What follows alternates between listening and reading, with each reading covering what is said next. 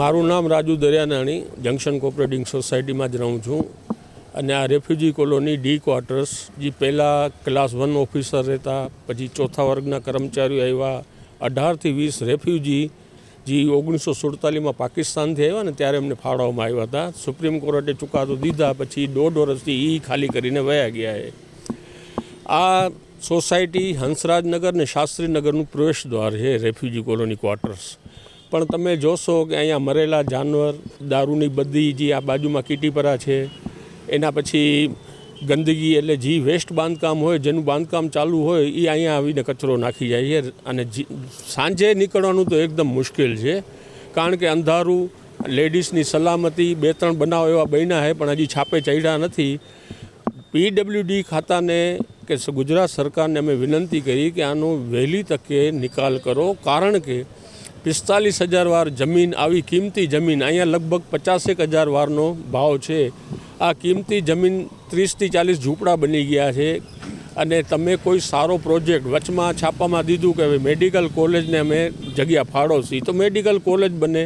એના કરતાં માણસો જ્યારે રહેતા ત્યારે સારું હતું. અત્યારે જાણે કોર્પોરેશનમાં આ ડી ક્વાર્ટર્સ આવતા જ નથી. એવી રીતે 45,000 વારમાં તમે જોશો ને કે ગંદકી સિવાય તમને જોવા ન મળશે. ધારાસભ્ય દર્શિતાબેનને અમે 3 વખત રજૂઆત કરી છે, સ્થાનિક કોર્પોરેટરની રજૂઆત કરી છે.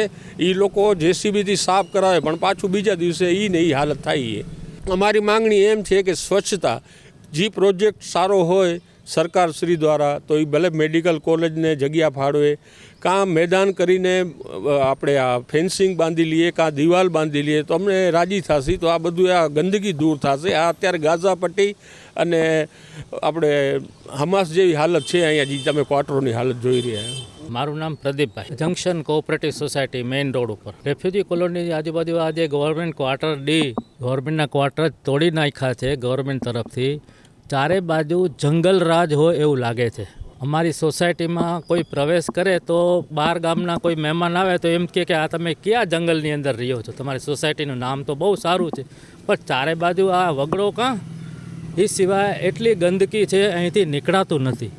લેડીઝ સાંજના 7 પછી તો નીકળી ન શકે, કારણ કે આ જે તૂટેલા ક્વાર્ટર છે ને, દારૂડિયાઓ માટેની એક આલિશાન ઓફિસ બની ગઈ છે. આરામથી બેસી દારૂ પીએ, ગમે ત્યારે કાંઈ છેડ મસ્તી કરે તો અમારા લેડીઝની સલામતી શું? તો મહેરબાની કરી આનો કાંઈ રસ્તો કાઢો એવી નમ્ર વિનંતી. મારું નામ આસનદાસ વાસુદેવાણી છે. અહીંયા PWDના ક્વાર્ટર હતા જે એ છેલ્લા 5 વર્ષથી ખાલી કરાવેલા છે. અને હજી આ ખાલી કરાવ્યા પછી અહીંયા આવારા તંતુઓ, ગુંડાઓ, જે કાંઈ ખોટી ગુનાગરી જે કરવાનું હોય રાત મુજબ આવીને અહીંયા કરે છે. અને જેને બાંધકામ કરે અહીંયા કચરો નાખી જાય, જેને મમ ફાવે એ રીતે અહીંયા બધું કચરો ભેગો થાય છે. અને કોર્પોરેશનને અથવા બીજાને રજૂઆત કર્યા પછી અહીંયા આવે અને સાફ કરીને વયા જાય. અને વારંવાર રજૂઆત કર્યા પછી એમ કહે આશ્વાસન આપ્યા રાખે, થઈ જશે. હજી સુધી આનો કાંઈ નિકાલ થયેલ નથી. અમને નમ્ર વિનંતી છે, આને મેદાન કરી નાખો અથવા કાંઈક દિવાલ ચણી નાખો તો અમારા માટે સુરક્ષા રહે.